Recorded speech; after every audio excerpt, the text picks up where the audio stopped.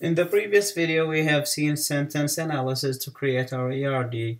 In this video, we will see the document analysis approach. So, given a business transaction document or report, we need to examine headings of the document and classify whether each one is representing an entity or an attribute.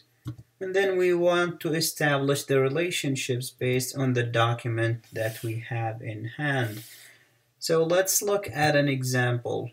Suppose that we have this bill and we need to analyze it to extract entities and attributes and then build our relationships based on it.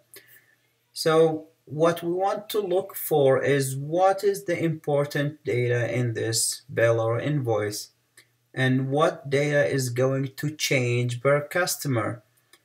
We need to look for those things because if the data is not going to change per customer, then this does not need to be an attribute. So for example, when we look at the address of the store, this is something that's going to be there for every single store or for every single bill or invoice that we have from this store, then this does not need to be an entity. If we have different addresses, then we may have different branches, then that will represent another entity.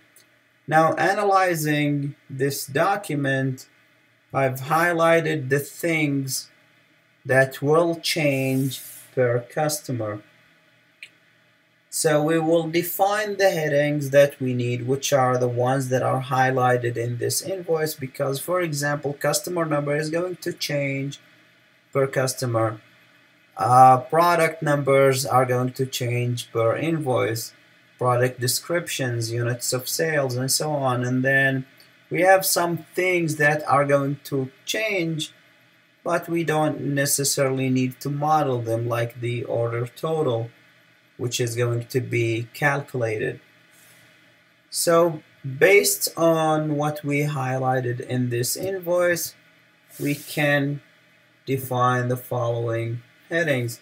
So I have invoice number, invoice date, customer number, bill to address, terms, line number, product description, unit of sale, quantity ordered, quantity shipped, quantity back ordered, unit price, discount, extension, order gross, tax, freight, and order net or order total.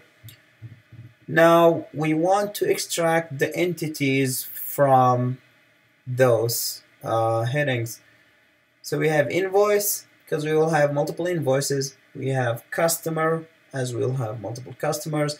And then we have product. The rest of those do not model entities. So let's see what else we can get. We can get the following for primary keys. So product number, invoice number, and customer number are going to be our primary keys. And then we can extract the rest of the attributes. But first, for those things that I highlighted in yellow, these are going to be things that I can calculate, so these are not going to be stored in my database, because although this is going to change for every order, the total and the tax are things that I do not have to store in the database. Now everything else which is in green is going to be the attributes. Now we need to extract some relationships based on what we had. What we can come up with is customers are going to be issued invoices. Now a real life example is a customer can have multiple invoices, but each invoice is going to belong to one customer. And an invoice will list products. Again, an invoice can list many products, but a product can appear in many invoices. So this is a many-to-many, and we have one-to-many in the previous case. Now, we will relate the attributes to entities or to relationships.